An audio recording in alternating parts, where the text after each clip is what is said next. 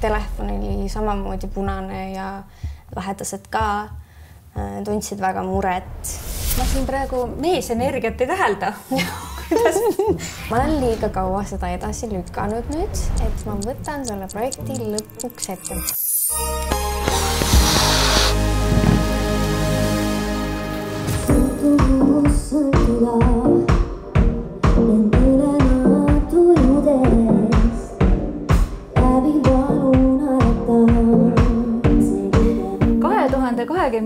aasta Palju õnne rubriik alustab ühe imearmsa olendi juurest, kellel on juhtumisi sünnipäev täitsa maa-aasta algusega käsikäes ja mul on eriti hea meel, et tegemist on ka veel koos veevalajaga, sellepärast et veevalajad on üks imeline tähemärk. Aga see nunnu inimene on Merilin Mälk ja mina sain vihjeks, Merilin, sinult endalt, et sulle meeldivad valged tulbid. Nii et meie kondiiter tegigi sulle tulpidega tordi. Mega armas, tõesti. Palju õnne sulle ja head maa-aastat. Jaa, absoluutselt ja palju õnne sulle ka tagantjärgi. Veevalajad. Sobib siia lauali imeliselt. Ma arvan, et mul ei ole isegi nii uhket torti veel olnud elus. See on nagu veits siuke pulma vaib ka, vaata.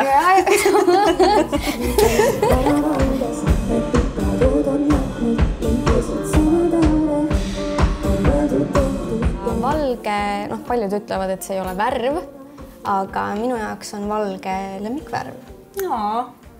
Võib-olla siin ka. Kuigi sa täna oled ise üleni mustas. Jah, okei, on ju. No väga armas, et sa meid oma pisikeses stuudiokorteris tervitad ja külalislahkelt vastu võtsid, et lisaks nüüd valgele värvile ja toonidele, mis on veel oluline sinu jaoks, et sul siin see hubasus oleks?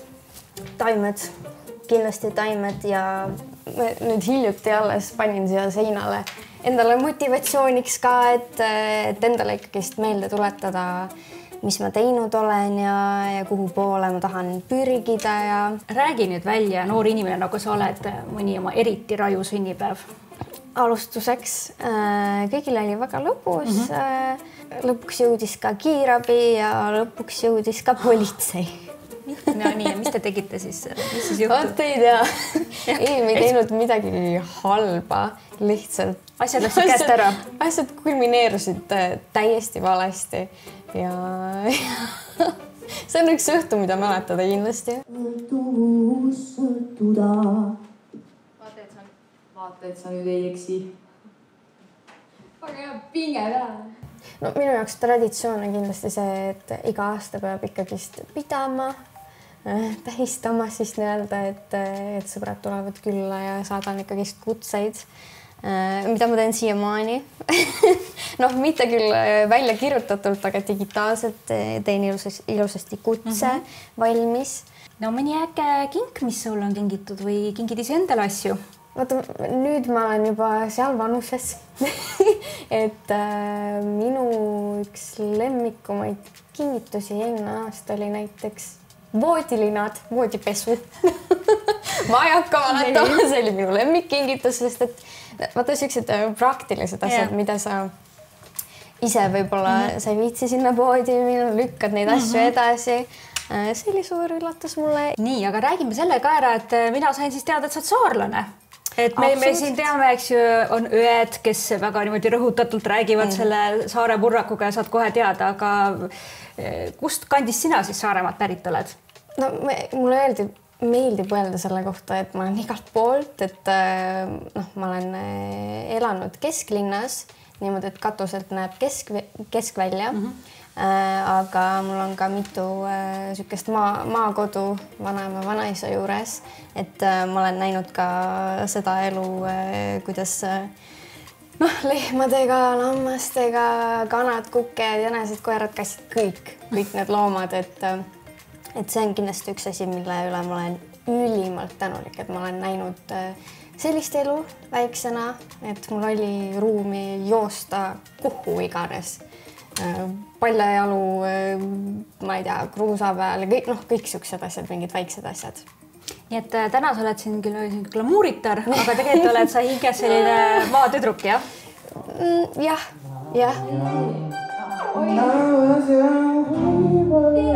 ja kui tihti sa satud siis oma kodukantidesse? Nii palju, kui jõuan. Et vahel on kiiremad ajad ja tegelikult vahel isegi, kui on kiired ajad, siis nii suuri katsus tuleb alati, see on kõige raskem osa. Kui suur šokk see nüüd on olnud siis tõesti selline saare elu versus pealinna elu? Kas alguses oli raske harjuda ka? Jaa, väga raske oli. Mäletan, mingisugune pealkiri on kuskil ka sellest, et Merilin Mälk ei osanud ühistranspordiga liigelda. Et kõik sellised asjad ja ma mäletan, kui ma esimest korda ikka käisime perega kooli asju ostmas vahel ja oli siuke reis pealinna. See oli suur asi ikkagi, sest et valgusfoorid on väga uus asi, väiksele lapsele, kus me nüüd oleme. Hästi palju ehmatas see rahvamass ikkagist, et ta ikkagist nagu mõjutas, et mul oli päevi, kus ma tundsin, et nagu paanika, ma tahan koju, et see on väsitav, aga nüüd ma olen täiesti harjunud sellega. Nii, aga tegelikult on sul üks huvitav bändiprojekt praegu küpsemas ja siis ka superstaaridega, ma saan aru. Ja kusjuures me oleme kõik Superstaari saatest ju tulnud, kus olen siis mina, Elina Born ja Ant Nurhan ja meie suurepärane bänd ja meil siin praegu käivad proovid korralikult. Eile oli mul 9-tunnine tööpäev, kus ma laulsin 9 tundi järjest, et see on minu jaoks on see väga suur projekt praegu.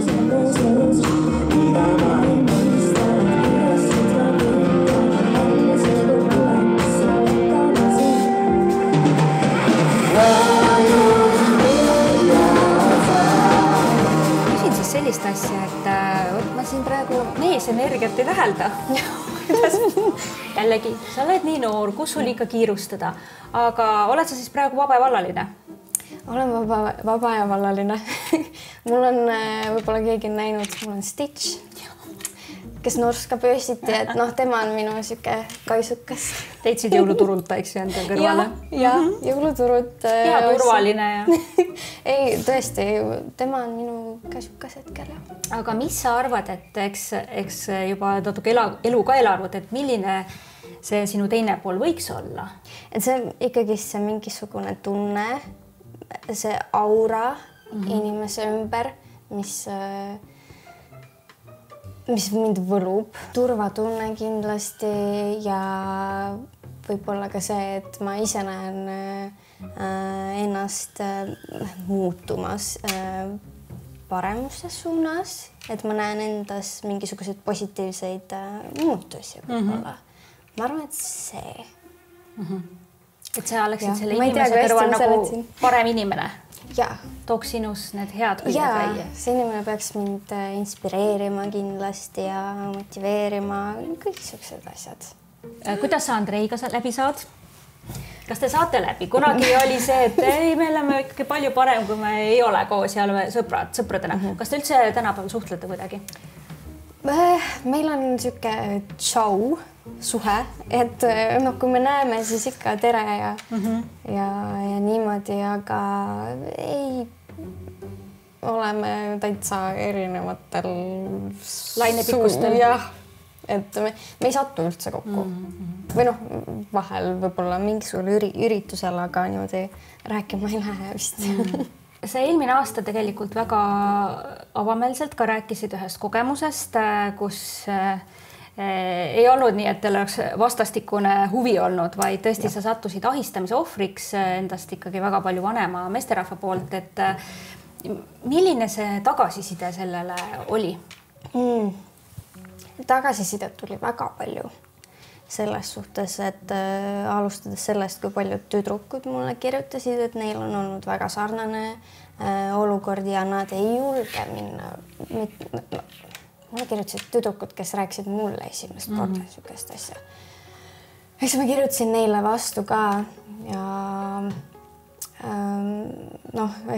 eks mu telefon oli samamoodi punane ja lähedased ka tundsid väga muret aga ausalt öeldes ma olen täna kuidagi selle juba seljatanud, sest et ma olen ise väga selline inimene, kes mulle meeldib kõike analüüsida nagu lõpuni välja niimoodi, et ma kirjutan päevikut ja kirjutan muusikat. Et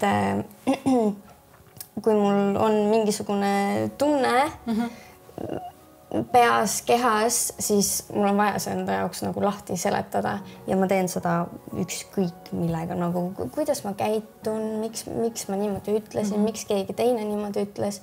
See on minu jaoks nii oluline nagu see läbi käia ja seda ma tegin ka selle ahistamise asjaga. Et see ei olnud kindlasti kerge.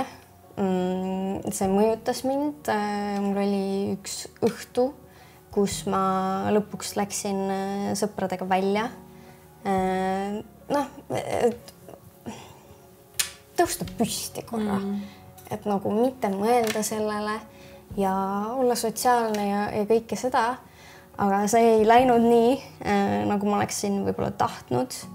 Et eks natuke jõime ka alkoholi ja see tõi ka emotsioonid välja ja ma ei tundnud ennast üldse turvaliselt.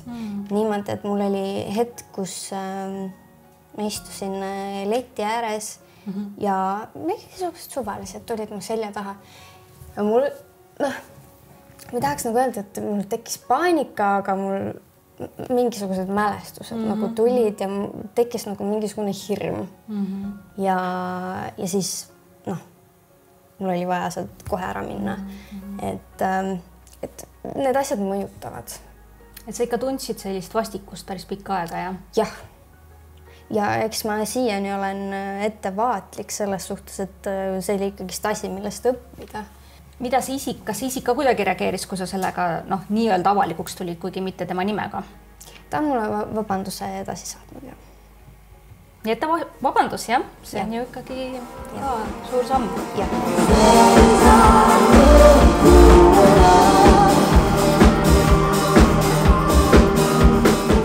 Nii, ja siis järgmine küsimus, et millal sa siis viimati tõsiselt nutsid, kas siis kurbusest või liigutusest?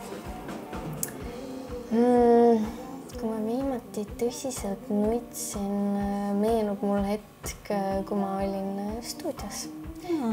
Kirjutasin laulu ja ma kirjutasin ka sellest ahistamisteemast ja mõeldes ka nendele inimestele, kes on mul alati toeks olemas. Ja see lugu on väga emotsionaalne ja siis mul ikkagist tulid pisarad. Ja see tuleb alles siis nüüd välja, see lugu? Ma ei ole selles üldse kindel. See on väga hea lugu, aga ma ei ole selles veel kindel. Aga ma arvan, et Elisa Kolp peaks sul siin olema ju eeskujuks. Tema pani ka oma kogu hingevalu. Palun, Eesti Laulul ja väga hea lugu tuli. Ja samuti nagu ütles, et ma saan aru, et see mõjus sulle ka nagu natuke teraapiliselt siis, et sa kirjutasid selle endast välja. Tead, ma loodan, et kui mul lõpuks üks päev tuleb siuke kogumik lauludest, kas siis minialbum, album, ma arvan, et sinna ta sobiks väga hästi. Mis sa oma valgele 2025. aasta paberilehele siis tahad kirjutada? Mis sinu unistused on? Ja ma tean, et üks projekt on selle vidinaga ka siin seotud, et räägi nüüd välja oma plaanid. Ma ei ole jõudnud veel, ma ostsin märkmiku ära, aga ma ei ole veel jõudnud nagu punkti haaval neid asju kirja panna, aga tead, eelmise aasta lõpus mul oli mingisugune tugev tunne, et ma olen liiga kaua seda edasi lükanud nüüd, et ma võtan selle projekti lõpuks ette. Projekt on võib-olla vale sõna, aga mul oli kunagi selline aeg, kus ma tegin YouTube'i. Nüüd ma teen seda uuesti sellest aastast alates, et siin on põnevaid sündmusi tulemas ja see on mulle kogu aeg meeldinud. Ja nüüd ma mõtlesingi, et aga miks ma siis seda ei tee. Ehk siis jah, nüüd mul on, ostsin mingisugused vidinad juurde oma kaamerale ja tegusasti filmin. no mis sa veel arvad, mis maa-aastal võiks sulle varuks olla? Sinu aasta ju. Ma tunnen, et midagi on muutumas nagu positiivselt. Ma ei tea, muutused on tihtipeale need, et kui need juhtuvad, see saab olema väga raske algselt, aga kui sa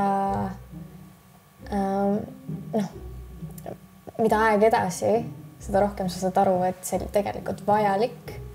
Et ma ootan neid muutusi, ma arvan, sellelt aastalt, et kui on mingisugused asjad, mida mul tegelikult vaja ei ole, siis liigume sellest edasi. Ja et need põnevad asjad täide läheks. Aitäh sulle. Aitäh sulle. Ole ikka nunnu edasi. Ja, aitäh. Ja aitäh selle tordi eest. Armas.